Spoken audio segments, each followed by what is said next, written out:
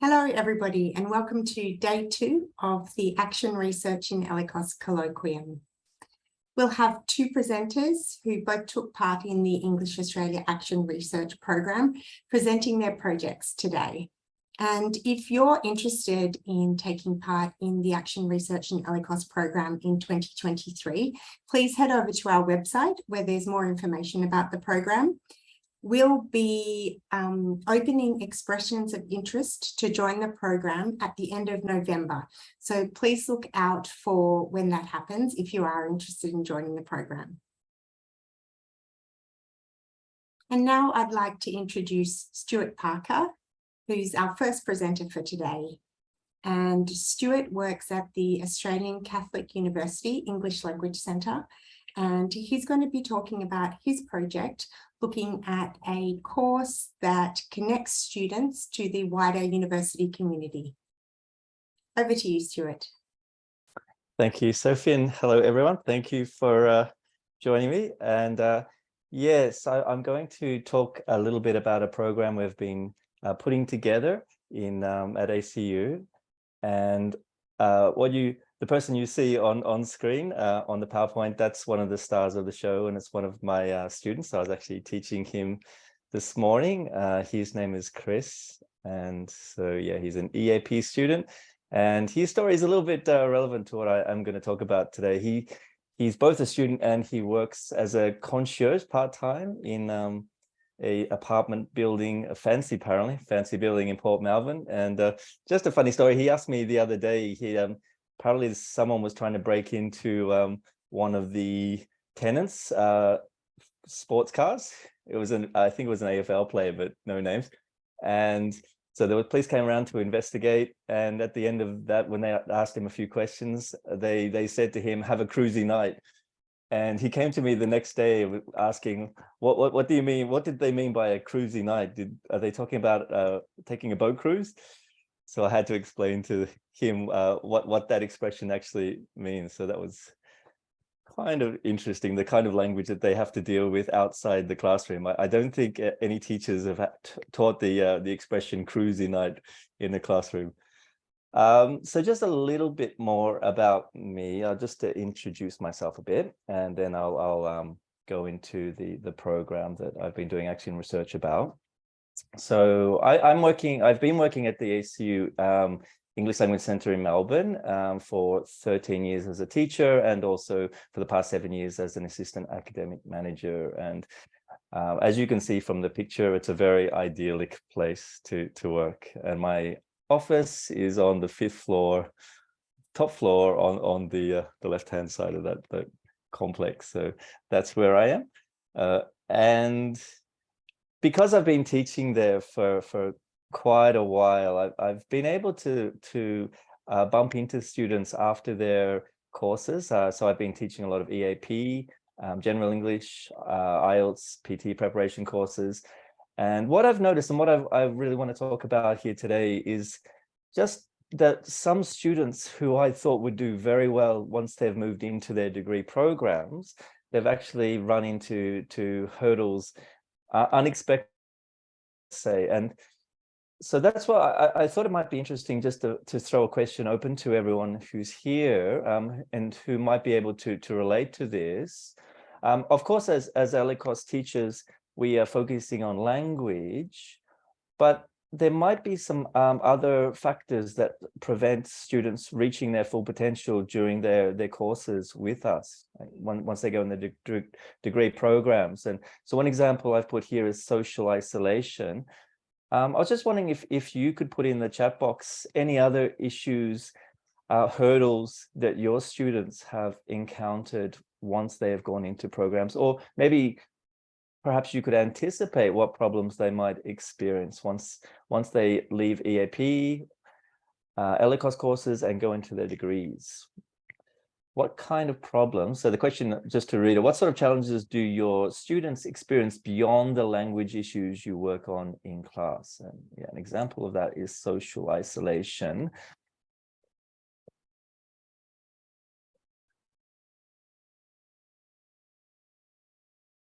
Right. So Sophie started the ball rolling with financial issues, homesickness, Right, expectations. Thanks, Claire. Time management.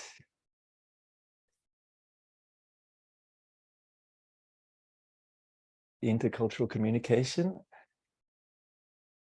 Yeah, independent thinking. Yes, very interesting. And ones I'm sure we could talk about all of them one by one. Right. Cultural competence. I actually had a student from China today asking me during the break. Someone had said something to her that she made her very unhappy, and she wasn't sure whether to tell that person about the comment had upset her, or to avoid her, or to expect an apology. And then I just explained to her that we all every day experience these kind of issues.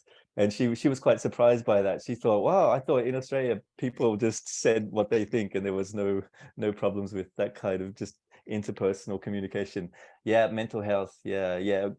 Yep, thank you. So those are all things that I can relate to as when I embarked on this program. I've put down in the next slide just some of the things that I've encountered. The list could go on, as I'm sure your list could go on. Rental scams.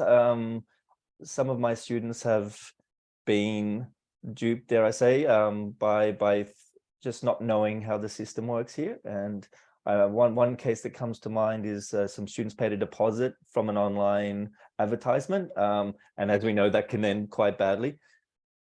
Changing minds and goals. I think someone mentioned that one. Financial issues, definitely.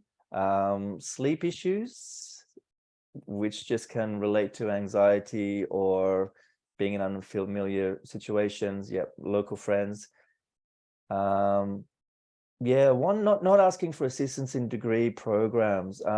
And so it's really interesting when we talk to our students about being independent learners, and sometimes they take that on board too much, and then they go into their degree programs and they don't think they can ask for help or to clarify. And so I've bumped into a couple of students who have been quite stressed after the course once they've been doing their degree programs. And it's because they've been maybe they've been forgetting the things we've told them, or just not taking on board, or they've just misunderstood an assessment topic in their course and they just haven't asked for clarification. Yeah, so all of these things can be in serious factors in holding students back. And I just, when I looked into my action research project, which I'll get into the specific nature of that in a moment, but just in the background of it, I delved into the withdrawals statistics of ACU, and just some really, I think, noteworthy statistic that 66% of student withdrawals occurred in the first 3 months of the academic year. And then 15% of withdrawals happened at the commencement of semester 2, which, as you know, could be their semester 1, depending on their year of study. So basically 81% of all student withdrawals occurred quite early on in their courses. And 48% of international students, so the first statistics were for all students, but this is specifically for international students, gave reasons of difficulty in studying and just issues related to living in Melbourne. And just another statistic, this is from the student experience survey that was conducted at ACU. 72% of international students reported overall satisfaction at ACU, which is not too bad, but 77% of local students expressed satisfaction in that survey. So there is a discrepancy, or there's a gap.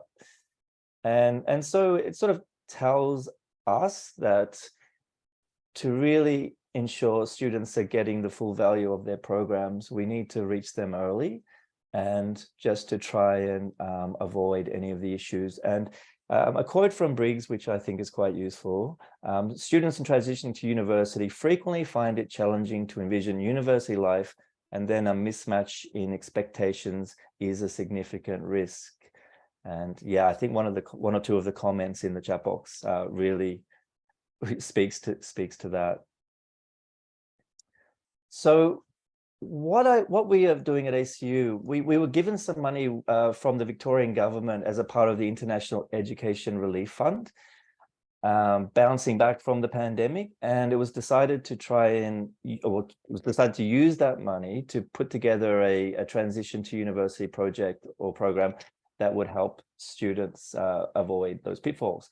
And we've been working on that through 2022. So the Language Center, which is where I've been asked to join it from. We've also been working with transition and university student transition and retention, and also an e-learning company called Liberate. So we've been working all together on this.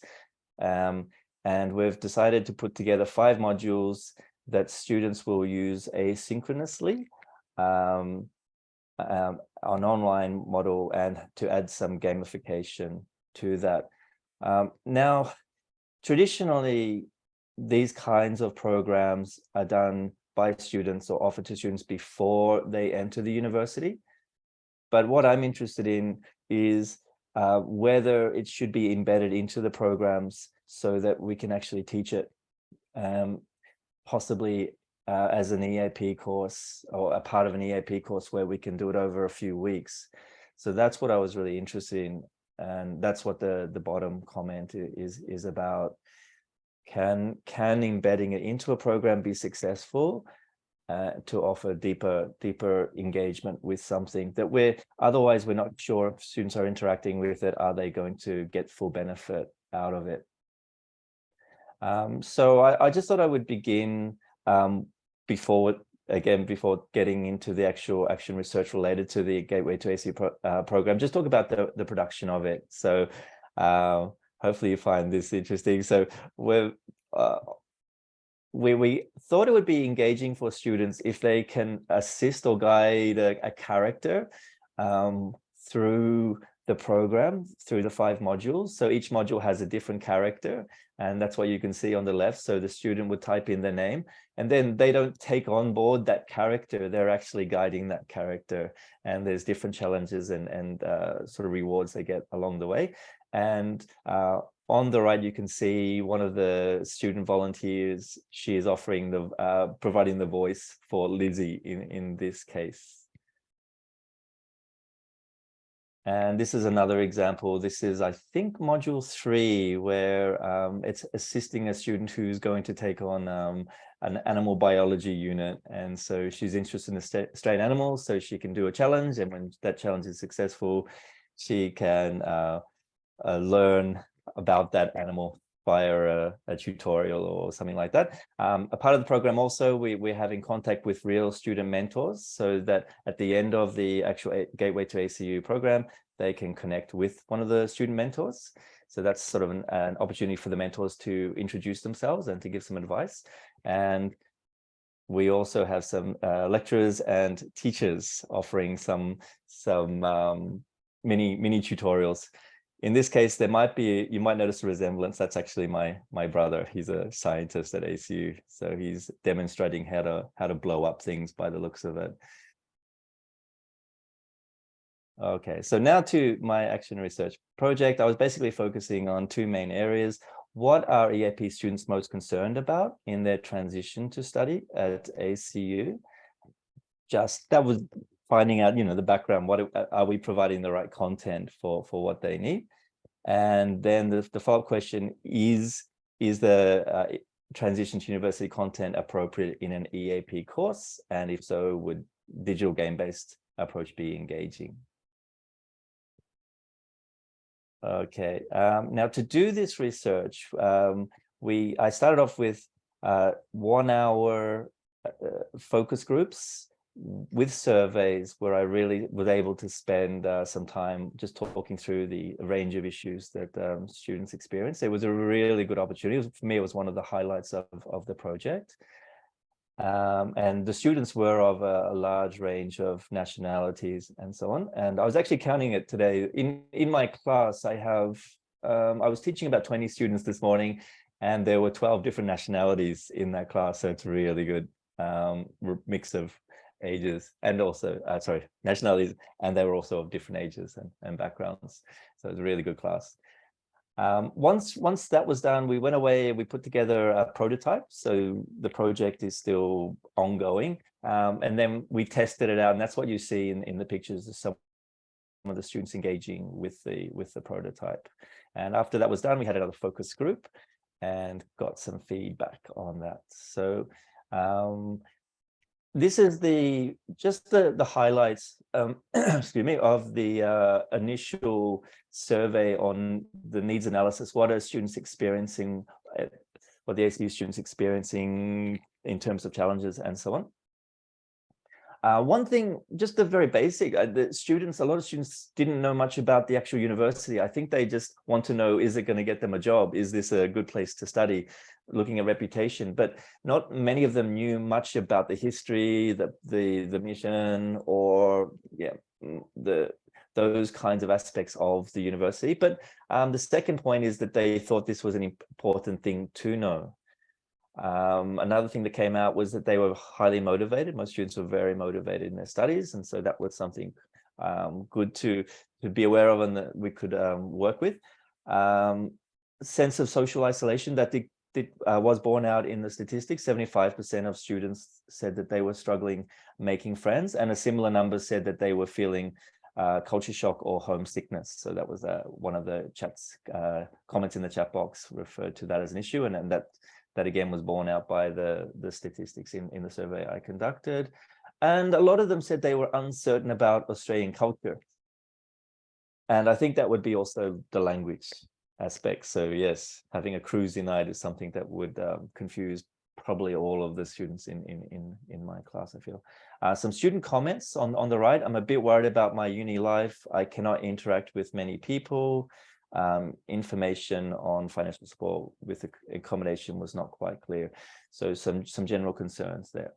Now, once we given them a trial with the prototype, the results were generally quite positive. Well, in terms of did they find it useful or somewhat useful, 100% of students suggested that they did feel that way. 85% of students felt it was good in improving academic skills. So some of those videos like with the science lab were appreciated.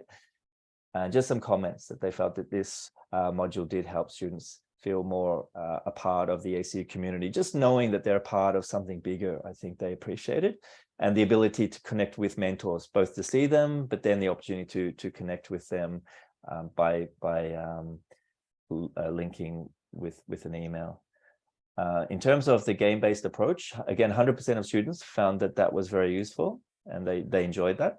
92% expressed engagement with the actual character. So motivation, I think, is when students feel that they're achieving a goal, but engagement is when they're helping somebody else. And that's what we were sort of trying to do, a little bit of both. And it seems to have been effective. And 92% of students felt that this could be a worthwhile addition to an EAP course. So for me, that was really an important statistic. And I'm going to explore this going forward, especially once we have the full Gateway to ACU program completed in the coming months. Okay, so conclusions to this. I think it was a really good opportunity, this action research project, for me to just find out what was going on for students. We all do this in our classrooms. Anecdotally, we find out what issues they're going through. Not all of them, but we get a taste of it. But this was an opportunity to really formalize that and to delve a little bit deeper, and I found that really useful. And yeah, the second point, I just feel that EAP students are undergoing one of the biggest readjustments in their lives when they're coming to study and take on such a big range of challenges, and that actually tapping into this can make the learning much more meaningful for them. So I'm looking forward to doing that more in my teaching. And yeah, the Gateway to ACU program could be an exciting way to do that. Just very quickly, if you don't have your own program to do that kind of thing, I feel that creative thinking, the sort of 5 ways to do creative thinking, can be very useful. So I don't have time to go into this in much detail, but there's basically 5: divergent, lateral, aesthetic, system, and inspirational. And just how this might work, I'm just going to flick through them. We could take on one issue like the cafe situation, and just how this could be used. So divergent, making a list of as many things as possible as to how to make a good cafe, how students could get a part-time job, just step by step by step. That's one way to do it. Aesthetic, where you look at the overall situation. So identify 5 advantages of being a part-time barista. Could be an interesting activity. Systematic, identify 5 issues that might be contributing to this problem, whichever problem you want to raise. And inspirational, inspirational is about finding the perfect. So in this case, it could be the perfect work agreement. So this is just one way that we could meaningfully take on those sort of issues that students are facing, and could be quite interesting. And so thank you, and namaste. And Chris, he was voicing the character in the center there, just for your information. So hopefully I haven't gone too fast. And are there any questions? Thanks so much, Stuart. I love the visuals and the avatars that you've used throughout the course. They look amazing. If anyone has any questions for Stuart, please pop them into the Q&A box. Stuart, there's one question already. Yep. Someone has asked, what was the not so positive feedback like? Were any issues raised? Yeah, it's a very good question. And yes, there was. I just didn't have time to go into it. There was maybe 1 or 2 comments just questioning whether this was was EAP a suitable place for this kind of content, because some students are more traditional learners. They want the bread and butter language practice and instruction, and so they're wondering whether a gamified approach was suitable. So the answer is yes, and that was what I encountered, and I found it made me think that I would need to really set it up to make sure that students are aware of the value of why we are doing it. So yes, very good question. Yeah, it's interesting, isn't it? So, one of the adult learning principles is that we need to know why. Yeah. And it's interesting that came up about the gamified learning. Yeah. So I'd say 93% said it was a really good opportunity, but there was the other 7% that were questioning it. They weren't sold on the idea. Yeah, great. Elena has asked about how institutions can help international students make local friends and build up a network. So I wonder if you had any suggestions for that throughout the course. Yeah, it's again a really good question, and I was talking to my students again today about that. I was showing them some walking groups in Melbourne. I just feel that doing it through activities, group activities, is a really good way to do it. So a walking group seems nice, and then we talked about carpooling. Through the university, we're trying to do it through our mentors, because that is a good starting point. My class is getting really social at the moment. They're going off to the gym after class, but to make local friends, yeah, it is challenging. I think no one has found the perfect answer for that, but finding shared interests obviously is probably the good way to go. Maybe, yeah, I don't know, I just feel something like a walking group is something worth thinking about. Yeah, okay, great. Someone else has asked about students and their employers, and they want to know how can institutions help students avoid being taken advantage of by employers? Yeah, that's a good question. Fair Work has links to on their website, so we've included that in our transition to new module, where they can find what they should be getting paid and that kind of information. I think it's really well delivered. There's also websites on YouTube which are designed for international students, so the language is very approachable. So there is information on YouTube, and I think we've included some of those links in our program. Is that from Fair Work? Yeah. Yes. Yeah, so that's a really good starting point. Yeah, And I absolutely. I think the International Student Ombudsman also has quite a lot of information as well. Right. It is a big problem, isn't it? I was listening to something last night about that, that international students are getting underpaid still. Okay, great. All right, well, thank you so much for sharing your research with us, Stuart, and best of luck for completing the course. It's an extremely useful course and extremely timely. I guess I just had a quick question around when students take the course. At what stage of their student journey do you recommend they take it? Yeah, I think just as they're right. So maybe if it's going to be ELICOS, I think from the very beginning, I think that would be optimal. So yeah, it would be good in general English, obviously. I think that fits there naturally, but also for EAP, because they do need those academic skills and they are taking them on board. So I just think is in the first few weeks. So it's for me, post-arrival. Yeah, post-arrival, maybe the first 5 weeks of their early course program. Depends on how long the courses are, they vary. But we in ACU, maybe I should have set that same, we have 10 weeks. So we have more time than some other colleges and universities. Yeah. Okay, great. Well, thank you again. Thank you. And before we move on to our next presenter, I'd just like to once again thank Cambridge, who is our partner for the Action Research in ELICOS program. So thank you to Cambridge.